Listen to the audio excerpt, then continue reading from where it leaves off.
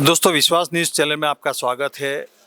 अभी मैं मुंबई में चल रहे गोल्ड और ज्वेलरी शो में हूँ और यहाँ पे मुझे मिल गए अंकित वैद्य, जिसे आप लोग हमेशा व्हाट्सएप या यूट्यूब पे देखते रहते हैं। इंदौर स्थित वाकपति ज्वेलर्स लिमिटेड के वो एमडी है और भारत के लोग उनको जानते हैं एक बहुत अच्छे मोटिवेशनल स्पीकर के रूप में। अंकित भाई, आपका विश्वास न्यूज़ चैनल में स्वागत है। बहुत विश्वास न्यूज़ धन्यवाद इंडिया में। और सबसे पहले तो मैं पूछूंगा कि आपको ये शो कैसा लगा? शो तो बहुत ही अच्छा रहा। मतलब हम जो एक्सपेक्टेशन के साथ यहाँ पे आए थे, उस एक्सपेक्टेशन पे ये शो बहुत खरा उतरा है। और गोल्ड का जो रेट अभी 78,000 के आसपास, मतलब हम कह सकते हैं क्रॉस कर चुका है। उसके बावजूद भी जेसी ने जो प्लेटफॉर्म दिया था, उसमें उन्होंने जितनी भी मेहनत करी है, उसके हिसाब से लोगों ने काफ़ी बाइंग को सराहा है और हमको जो एक्सपेक्टेशन थी उस एक्सपेक्टेशन पे खरे भी उतरे हैं।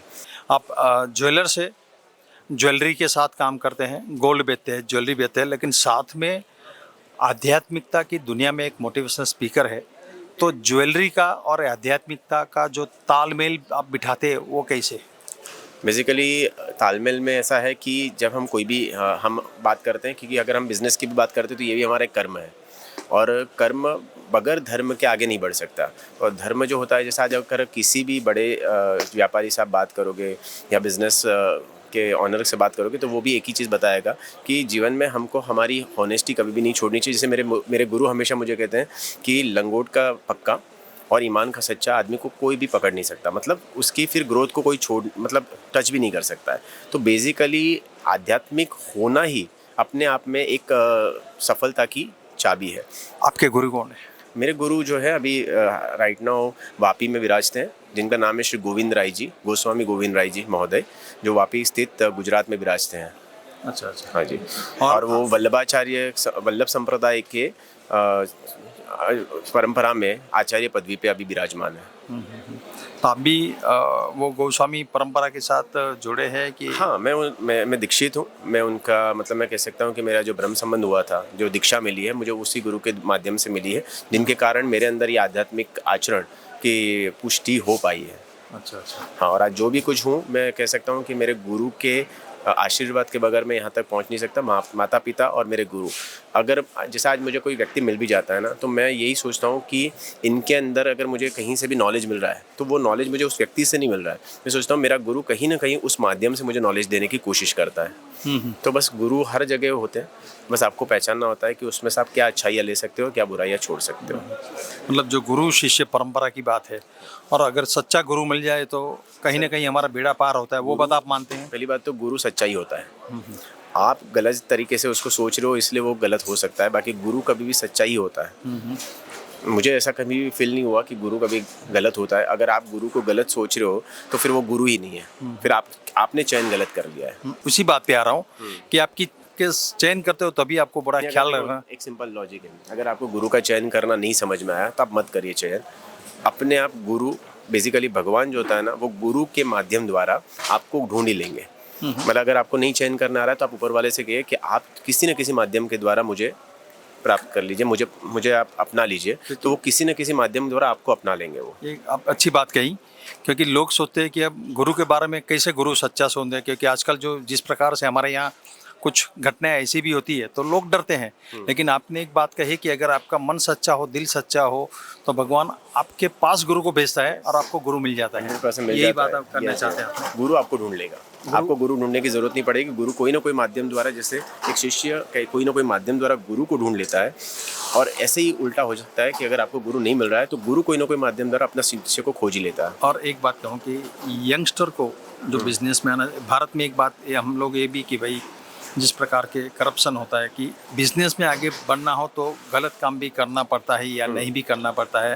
लेकिन हमारी संस्कृति, हमारा संस्कार कहते हैं कि अगर सच्चाई को पकड़ के रखो तो कहीं ना कहीं 100% सफलता मुझे मिलती एक बात है। बताओ, आज के देवांशु यंगस्टर भाई, को आप क्या मैं क्या वही कह रहा मैसेज हूँ। देंगे? बेसिकली मुझे एक बात बताइए, सबसे पहली चीज़ आती है कि जब एजुकेशन की बात आती है या हम किसी भी फैमिली में जाते हैं या कोई भी माता पिता अपने बच्चों से जब बात करते हैं, बोलते हैं पैसा कमाना, तो ये पढ़ाई कर ले, अच्छा पैसेवान बड़ा आदमी बन जाएगा, पैसे वाला बन जाएगा। तो दिमाग में पहले से ही एजुकेशन के नाम पे पैसा ठूसा गया है। सही बात तो है, ये वो बहुत बच्चा इंपॉर्टेंट हमेशा बात है। पैसों के पीछे भाग रहा है, लेकिन अगर हमने बच्चे को शुरुआत से आध्यात्मिक राह दिखा दी, तो आध्यात्मिक राह का मतलब होता है, अगर अध्ययन कराने की एक प्रैक्टिस कर दी कि रोज मॉर्निंग में सुबह 15 मिनट भगवत गीता है या श्रीमद् भागवत महापुराण है या रामायण है या महाभारत है, कोई भी एक अध्याय आपको पढ़ना चाहिए। अगर आप वो अध्याय पढ़ते हो तो अपने आप आपके मन को शांति मिलती है और आपके आचरणों में बहुत शिष्टाचार आ जाता है और आप कभी गलत आचरण करोगे ही नहीं। मतलब आपको चलने का सही पथ कौन सा है, रास्ता कौन सा है, उस पे आप चलोगे। यस यस, मतलब ये चीज़ें हमारे संस्कार में से, हमारे रोज बरोज के काम से गायब होती जा रही है कि भाई हमें कुछ ना कुछ धार्मिक पुस्तक पढ़ना चाहिए, या उस प्रकार से आप आचरण करोगे तो आपको कभी कोई प्रॉब्लम जिंदगी में आएगा ही नहीं, क्योंकि वो आपके मन को शांत कर देगा। और जब आपका मन शांत होगा तो आप डिसीजन बहुत क्लियर ले पाओगे। जैसे एक होता है ना कि पानी के अंदर अगर पानी में बहुत ज़्यादा उछाल है या झाग लगा हुआ है या मोजे आ रहे हैं, तो उस कंडीशन में क्या होता है कि आपको आर पार नहीं दिखता है, और जब आर पार नहीं दिखता है तो मन हमारा विचलित रहता है। तो वैसे हमारा मन है, हमारे मन में हमको आर पार तभी दिख पाएगा जब हमारा मन शांत होगा, और मन शांत करने का एक ही माध्यम है आध्यात्मिक, अदरवाइज कुछ भी नहीं है। आप कितने भी बड़े पैसे वाले हो जाओ, लेकिन अगर आपके जीवन में शांति नहीं है तो फिर आप कुछ भी नहीं सकते। सुख खरीदा जा सकता है, आनंद खरीदा नहीं जा सकता। आनंद के लिए आपको आध्यात्मिक मार्ग से जुड़ना ही पड़ेगा। ये बहुत अच्छी बात कही। हम हैं ज्वेलरी शो में, जहाँ पे 600 ज्वेलर्स है और ये ज्वेलरी शो से 25,000 करोड़ का बिजनेस होने की बात हो रही है, संभावना व्यक्त की गई है। उसी में हमें अंकित भाई वैद्य, जो मेरे मित्र है, मिल गए, मोटिवेशनल स्पीकर है। हम आध्यात्मिकता की बात की, उन्होंने बहुत अच्छी बात कही कि सुख खरीदा जा सकता है, आनंद नहीं।